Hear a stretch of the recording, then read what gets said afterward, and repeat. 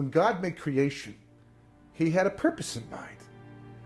When he went into Egypt thousands of years later and turned history upside down to free the Jewish people, it was with the same purpose in mind. But this time he was looking for partners to work with him to bring about the fulfillment of that purpose in creation. Now, as history comes to a close, it's the greatest opportunity of all time to take responsibility and become a partner with God in the fulfillment of the mandate of creation.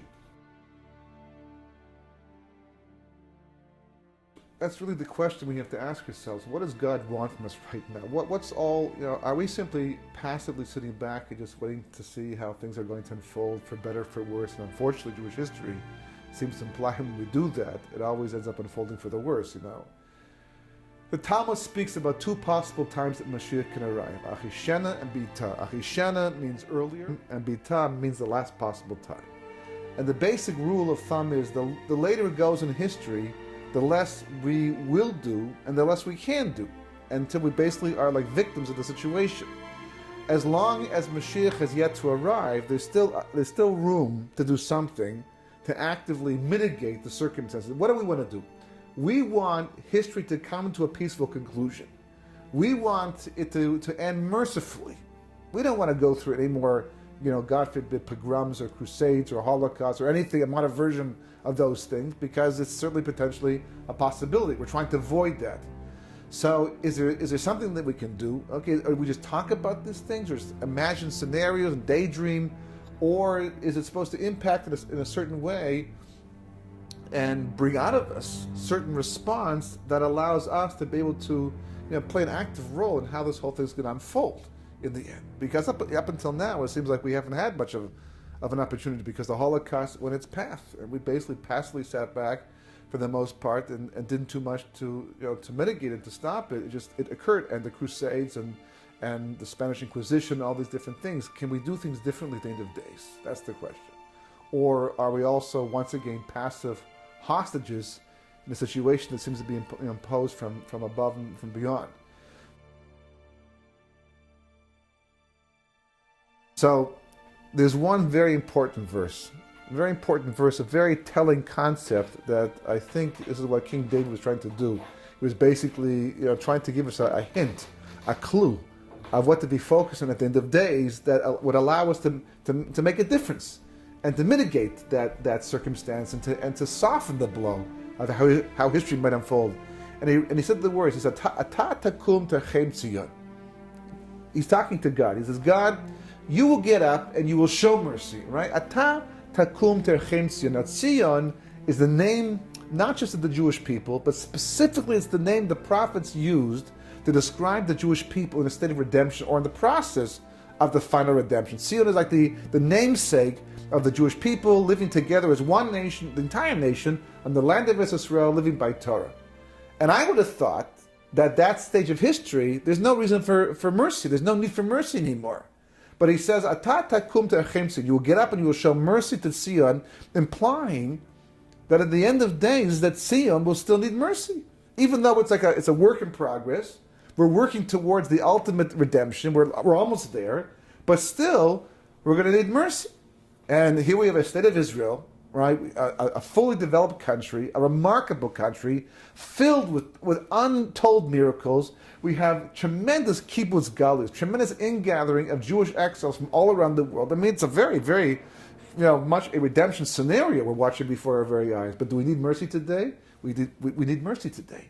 We need lots of mercy today, right? He writes, because the appointed time, which time are we talking about? We're talking about the time of redemption. At the time of redemption, King David wrote in the future, right, he's telling us, you're going to need mercy. And they've made songs about this verse.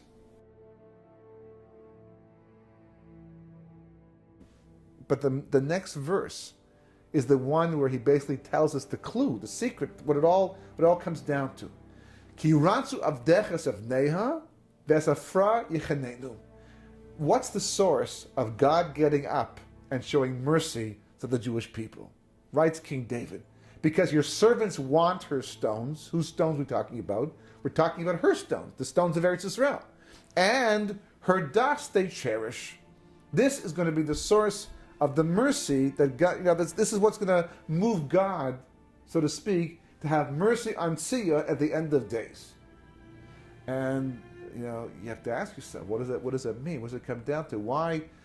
Ki ratzav dechas if neged, but to love her stones. What does it mean to love and cherish her stones in the end? So King David, he's telling us that, whether or not you can make Aliyah, whether or not you can get there to Israel, whether or not you can solve all your family issues and your financial issues and actually make Aliyah, that's between you and God. You have to work it out between you and God. No one else can impose it upon you.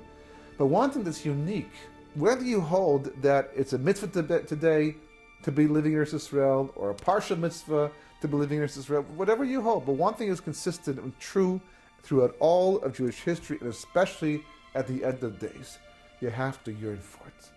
You have to want it. Everything you have. That you want the stones. It means not that you're necessarily there, and you would be there, and if you're yearning and you can be there, you'll go.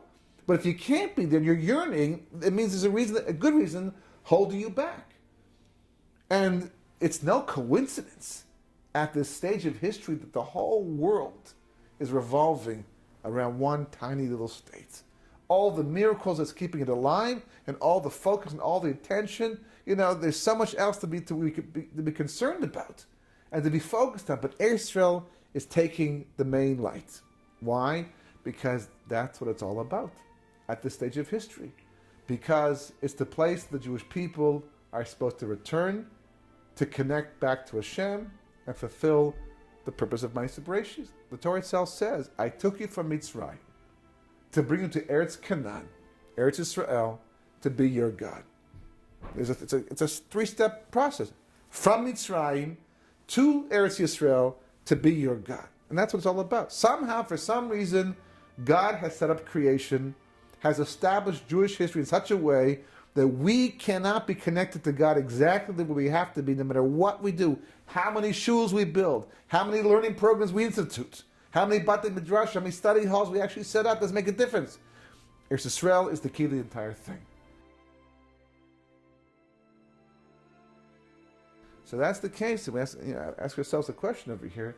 What can be done to mitigate the circumstances and make the war of Gog and Magog, if it has to happen, come softer with the least amount of damage to the Jewish people in the world? So that's what King David's telling you. That's the focus and the energy that has to be applied at this time. 100%. You have to do the kibbutz, but we have to realize this is not home. Exile is not home. Exile is not redemption, no matter how sweet and how pleasant it is. So, sometimes in order to be able to get to a point where you can realize and appreciate that, you have to go beyond, you have to use your imagination. The Messianic era is beyond our experience. The first man was created in Gan Eden. He was created in a state of redemption. We've been in exile ever since. We don't really appreciate what it means to be living in a Messianic period of time. If you can, somehow hook into the idea, somehow if you're able to focus and understand and imagine what it might possibly be like, it's enough to change a person's perspective and put them in that frame of mind. And when God sees that, and he realizes that we're doing a lot of the work of our own. We don't require a war of Gog and Magog to wake us up and to shake us up and to make us focus on the more important priorities of the Jewish people. So when I wrote the book, people have read, they were able to see, past that threshold, and to be able to, to imagine what Yemos HaMashiach might possibly be like. All of a sudden, they were able to go back to work with a different perspective, go about raising their children with a different perspective, running a household with a different perspective, getting to the point where they realize that this period of history is just a corridor. We're approaching a threshold. We have to prepare ourselves to walk across it. The more prepared we are to cross the threshold from this period of history to that period of history, the safer the crossing is going to be.